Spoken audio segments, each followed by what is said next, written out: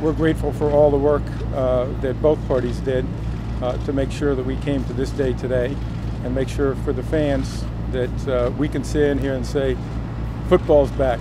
Hi, I'm Hub Arkush for Pro Football Weekly, along with our senior editor, Eric Edholm. And Eric, to quote both Roger Goodell and DeMaurice Smith this time, football is back. There is an agreement between the players and the owners. There are a lot of timelines still coming out. There will be details that come out in the next couple days about what the final agreement looks like. But what we do know is that on Tuesday, July 26th, doors will be open at training facilities for players to report. Teams may sign their own drafted rookies and undrafted rookie free agents, and they may begin negotiating not only with their own veteran players, but with veteran, unrestricted, and restricted free agents from other teams. They cannot sign contracts with those players until 6 o'clock Eastern Time on Friday, but the Wild Wild West officially begins at 10 o'clock Eastern Time on Tuesday, July 26th. It's going to be interesting, too. One other thing I want to add, too, Hub, I've learned that players have a grace period of 1 day when they report, so there is that little 24-hour lateness period they can do as well. It's going to be awkward. Some players are going to be able to report to camp, and they could be cut the next day, so we could have some guys showing up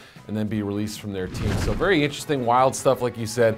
The experienced teams will know how to handle this. They'll know how to steer the ship through this crazy period. A lot of different dates are going to come out for you, but how did this all happen when just Thursday or Friday leading into the weekend, some thought the deal could come apart? The owners had said, our deal is ratified, our best offer is on the table, we're done negotiating. Roger Goodell changed his mind. He and D. Smith worked through the weekend, and they resolved the unresolved issues. The players weren't going to leave anything hanging, and on Monday morning, the players got a done deal that they were able to look at and vote on. You know, I think it's important to credit D. Smith and Roger Goodell, the two central figures from this labor battle the whole way.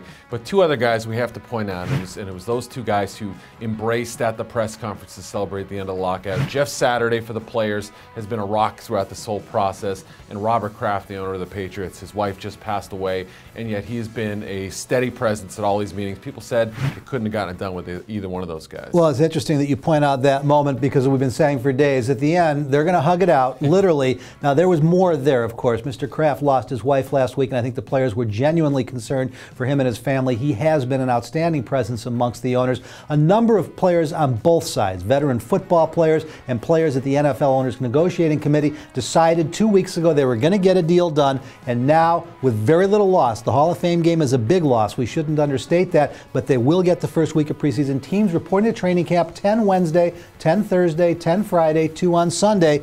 By Sunday, everybody will be in camp. And it's great to have them back. You know, we'll see who can come out of this alive and who can come out and thrive in this kind of wild atmosphere. I think some teams will actually benefit from the short schedule. For all the actual details, who won, what's really in this agreement, stay right here at ProFootballWeekly.com 24 hours a day, 7 days a week, as we bring you the best in NFL news, notes, and analysis.